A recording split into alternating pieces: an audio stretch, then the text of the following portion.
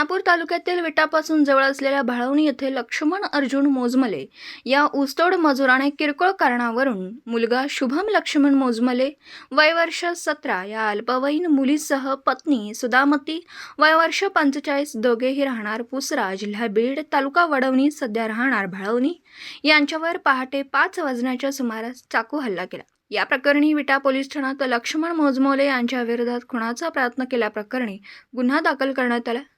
लक्ष्मण मोजमले हे बीड जिल्ह्यातील दुसऱ्या गावचे आहेत। ते क्रांती साखर कारखान्याच्या ऊस तोडीसाठी भाळवणी गावात आलेत। संशयित लक्ष्मण याला दारूचे व्यसन आहे। रविवारी पहाटे 5 वाजता लक्ष्मण हा मुलगा शुभम या झोपेतून उठवण्यास गेला।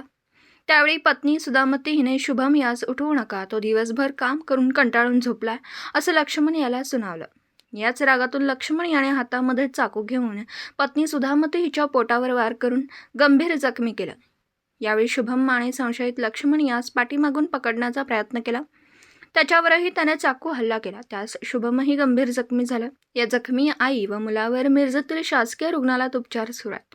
या प्रकरणी संशयित लक्ष्मण मोजमले याच्या विरोधात खुनाचा प्रयत्न केल्याबद्दल रात्री उशिरा विटा पोलिसात गुन्हा दाखल केला। या खुनी आल्यानंतर संशयित लक्ष्मण मोजमले हा घटनास्थळावरून पसार झाला। पोलीस त्याचा शोध घेत आहेत। दिवसभरातील घडामोडींचा आढावा घेण्यासाठी पाहत रहा N24 मराठी न्यूज चॅनल।